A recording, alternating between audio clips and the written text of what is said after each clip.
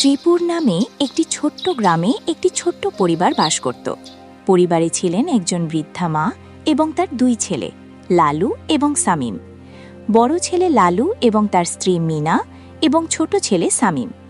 লালু এবং সামিমের একটি বড় গোশালা ছিল, যেখানে তাদের অনেক গরু ছিল। সেই গরুগুলো থেকে দুধ দোহানোর পর দুই ভাই মিলে গ্রামে দুধ বিক্রি করত। এরপর একদিন, দাদা, আমি সব গরুর দুধ টুহিয়ে নিয়ে এসেছি। এখন শুধু গ্রামে গিয়ে ওই দুধ বিক্রি করতে হবে। ঠিক আছে, কিন্তু ভাই, তুই কি এই দুধে জল মেশালি নাকি? দাদা, আমি তোকে কতবার বলেছি যে এই দরিদ্র গ্রামবাসীরা তাদের কষ্টের টাকা দিয়ে দুধ কেনে, আর আমরা তার বিনিময়ে তাদের ভেজাল দুধ দিই। এটা তো ঠিক নয় দাদা। আমরা এই দুধে আর জল মেশাবো না। আচ্ছা, তাহলে এখন তুই আমাকে ব্যবসা শেখাবি? আমি খুব ভালো করেই জানি কোনটা ঠিক আর কোনটা ভুল। আমি যা বলছি তাই কর। এই দুধে 1 বালতি জল মেশা। না দাদা, এটা ভুল। আমাদের এটা মোটেও করা উচিত নয়। আমাদের গ্রামবাসীদের ভেজাল দুধ দেওয়া একদম উচিত নয়। আরে বোকা, সততা দিয়ে ব্যবসা চালানো যায় না। শুধু আমি যা বলি তাই কর। তোর মাথা বেশি ব্যবহার করিস না। না দাদা, আমি এই কাজটা আর মোটেও করতে পারবো না। যদি তুই এই কাজটি করতে না পারিস, তাহলে আজই আমার বাড়ি থেকে বেরিয়ে যা। আমি তোকে ঘরে বসিয়ে বসিয়ে খাওয়াতে পারবো না।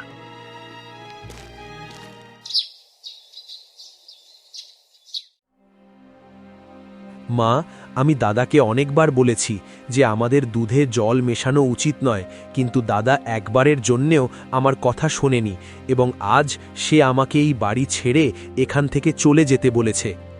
তুই তো জানিস লালু কারো কথা শোনে না। সে সবসময় নিজের যেটা ইচ্ছে তাই করে। মা, তোমার ভালোবাসার স্নেহ সামিমকে এতটাই অহংকারী করে তুলেছে যে সে ব্যবসায় কোনটা ক্ষতি আর কোনটা লাভ তা মোটেও বুঝতে পারে না। সে সবসময় বলতে থাকে যে আমাদের সৎভাবে কাজ করা উচিত। হ্যাঁ লালু, আমাদের সৎভাবেই কাজ করা উচিত। এতে ভুল কি? আর তুই এই গরিব গ্রামবাসীদের কাছে ভেজাল দুধ বিক্রি করিস কেন? খাঁটি দুধ বিক্রি করিস না কেন? এখন আবার তুমিও শুরু করেছ। যদি আমি দুধে কিছু জল মিশিয়ে বিক্রি করি, তাহলে আমরা আরও বেশি লাভ পাব। গরিবকে ঠকিয়ে লাভবান হওয়া? ছি ছি ছি ছি। ওকে দেখো, ওর বড় দাদার সাথে কেমন অভদ্রভাবে কথা বলছে। ওর একটুও লজ্জা নেই। আর মা, তুমি ওকে কিছু বলো না কেন? ওকে বলো আমার স্বামীর সাথে ভদ্রভাবে কথা বলতে। ওকে তোমরা এক্ষুনি বাড়ি থেকে তাড়িয়ে দাও না কেন? সামিম, আমি এইভাবেই ব্যবসা চালিয়ে যাব, কিন্তু যদি তুই সৎভাবে রোজগার করতে চাস, তাহলে তোর এই বাড়ি ছেড়ে চলে যাওয়া উচিত। ঠিক আছে দাদা, আমি এই বাড়ি ছেড়ে চলে যাব। শামীম যদি এই বাড়ি ছেড়ে চলে যায়, তাহলে আমিও ওর সাথে যাব। আরে মা, তুমি আমার সাথে কোথায় থাকবে? তোমার বরং দাদা বৌদির সাথেই থাকা উচিত। ওরে শামীম, তুই যেখানেই থাক না কেন, আমি তোর সাথেই থাকব। ঠিক আছে, ঠিক আছে, তাহলে তোমরা দুজনেই এই বাড়ি ছেড়ে চলে যাও। বৃদ্ধা মা এবং সামিম বাড়ি ছেড়ে চলে যায় এবং কিছু দূর হেঁটে যাওয়ার পর তারা একটি ছোট্ট কুঁড়ে ঘর ভাড়া করে সেখানে থাকতে শুরু করে। শামীম, আমাদের থাকার জন্য তো মাথার ওপর ছাদ পেয়ে গিয়েছি, কিন্তু আমরা খাবো কি? আমাদের খাওয়ার মতো তো একটা দানাও নেই বাবা। আরে মা, তুমি একদম চিন্তা করো না। আমি প্রতিদিন জঙ্গলে যাব কাঠ কাটতে, আর সেই কাঠ নিয়ে বাজারে বিক্রি করে আসব, যাতে আমি আমাদের দুজনের মতো ভরণ পোষণের জন্য যথেষ্ট টাকা উপার্জন করতে পারি। এই বলে সামিম কাঠ কাটতে জঙ্গলের দিকে চলে যায়।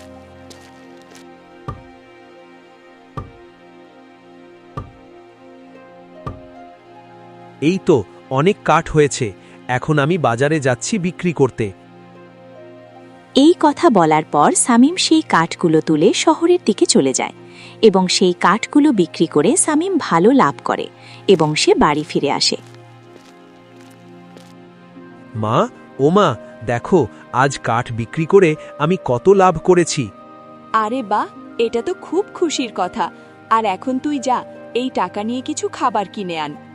ঠিক আছে মা। একইভাবে সামিম রোজ জঙ্গলে যায় কাঠ কাটতে।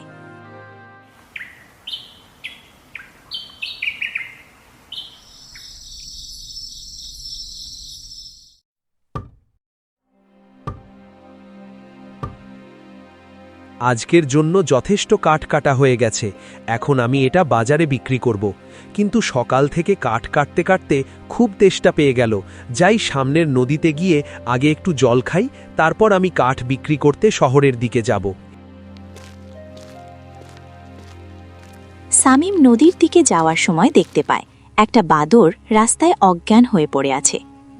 হে আল্লাহ, এই বাদরটি তো অজ্ঞান হয়ে পড়ে আছে, আমাকে এর জীবন বাঁচাতেই হবে। বেচারা বাদরটি অনেক আঘাত পেয়েছে, এখন আমি কি করি? আমি কি এই বাদরটিকে আমার বাড়িতে নিয়ে যাব? যদি আমি ওকে এই অবস্থায় এখানে রেখে যাই, তাহলে যে কোনো বন্য প্রাণী এসে ওর তো ক্ষতি করতে পারে। এটা বলার পর সামিম সেই বাদরটিকে তার বাড়িতে নিয়ে যায়। আরে শামিম, এই বাদরটাকে তুই কোথা থেকে নিয়ে এসেছিস? এ তো অনেক চোট পেয়েছে। মা, তোমাকে আর কি বলবো, জঙ্গলে কাঠ কাটতে কাটতে আমার খুব পিপাসা পেয়েছিল, তখন আমি নদীতে জল খেতে গেলাম, তখনই আমি এই বাদরটিকে রাস্তায় পড়ে থাকতে দেখতে পেলাম। এরপর সামিম তার মাকে সবকিছু বলে। চিন্তা করিস না শামিম, আমি ওর ক্ষতস্থানে কিছু ভেষজ ওষুধ লাগিয়ে দেব। ঠিক আছে মা, ততক্ষণ তুমি ওর যত্ন নাও, আর আমি বাজারে গিয়ে কাঠ বিক্রি করে আসি। এটা বলার পর সামিম বাজারে চলে যায়।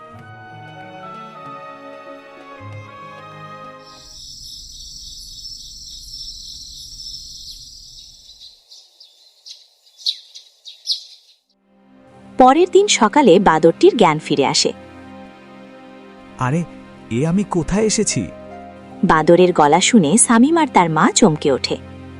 আরে, তুমি বাদর হয়েও মানুষের মতো কথা বলতে পারো কিভাবে? কেন, আমি কথা বলতে পারি না? আমি সব কিছু বলতে পারি, কারণ আমি একটা জাদুকরি বান্দর। কি, জাদুর বাদর? কিন্তু আমি এখানে কিভাবে এলাম? আমি বলছি তোমাকে, গতকাল যখন আমি জঙ্গলে কাঠ কাটছিলাম, তারপর সামিম সেই বাদরকে সবকিছু বলে।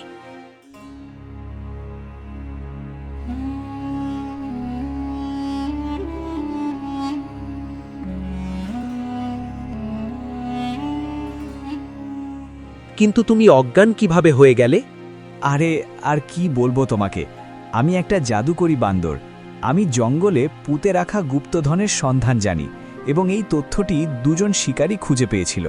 তারা আমাকে মেরে ফেলতে চেয়েছিল এবং লুকোনো গুপ্তধনের অবস্থান সম্পর্কে জিজ্ঞাসা করতে চেয়েছিল। কোনোভাবে আমি সেখান থেকে পালাতে থাকি, আর দৌড়াতে দৌড়াতে একটা গাছের সাথে ধাক্কা লেগে আমার জ্ঞান হারিয়ে যায়। আমার জীবন বাঁচানোর জন্য তোমাকে অনেক ধন্যবাদ। আরে, এটা তো আমার কর্তব্য ছিল, প্রিয় বান্দর।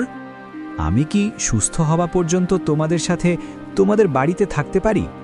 আরে কেন নয় বাবা, তোমার যতক্ষণ ইচ্ছে আমাদের বাড়িতে আমাদের সাথেই থাকতে পারো। তোমরা দুজনেই খুব দয়ালু মানুষ। আমি তোমাদের একটা গুপ্তধনের ঠিকানা বলতে চাই। এটি পাওয়ার পর তোমরা সুখে তোমাদের জীবনযাপন করতে পারবে। তুমি সত্যি আমাদের বলবে নগ্ন গুপ্তধনের অবস্থান? হ্যাঁ হ্যাঁ, কেন নয়। আমি তোমাদের মতো পরিষ্কার মনযুক্ত এবং সৎ ব্যক্তিদের সাহায্য করি। আমি তোমাদের লুকোনো গুপ্তধনের ঠিকানা বলে দেব। ঘন জঙ্গলের মাঝখানে একটি গুহা আছে, তুমি সেখানে যাবে। সেখানে গিয়ে কিছুক্ষণ খোঁড়াখুড়ি করার পর তুমি গুপ্তধনটি খুঁজে পাবে। বাদরের কথা অনুযায়ী সামিম ঘন জঙ্গলের মধ্যে একটি গুহার ভেতরে ঢোকে এবং সেখানে সে মাটি খুঁড়তে শুরু করে। কিছুক্ষণ খোঁড়াখুড়ি করার পর সে একটি সোনার মুদ্রা ভর্তি একটি পাত্র দেখতে পায়। তারপর সে সেই সোনার মুদ্রা ভর্তি পাত্র নিয়ে বাড়ি ফিরে আসে। মা, দেখো, এই বান্দরটি আমাকে সঠিক ঠিকানায় বলেছে। যখন আমি সেই গুহায় গিয়ে মাটি খুঁড়লাম, তখন সোনার মুদ্রা ভর্তি এই পাত্রটি পেলাম। আমাদের মতো গরিবদের সাহায্য করার জন্য তোমাকে অনেক ধন্যবাদ বাবা। আরে, এসব তোমাদের ভালো কাজের ফল। এরপর সামিম সেই সোনার মুদ্রার সাহায্যে একটি বড় বাড়ি কেনে এবং বাঁদরটিও একই বাড়িতে থাকতে শুরু করে। বন্ধুরা, তোমরা কি নিজের নাম দিয়ে কার্টুন গল্প দেখতে চাও? তাহলে নিচে কমেন্টে তোমাদের নাম লিখে দাও। আর ভিডিওটা ভালো লাগলে অবশ্যই একটা লাইক দিয়ে আমাদের পাশে থাকো।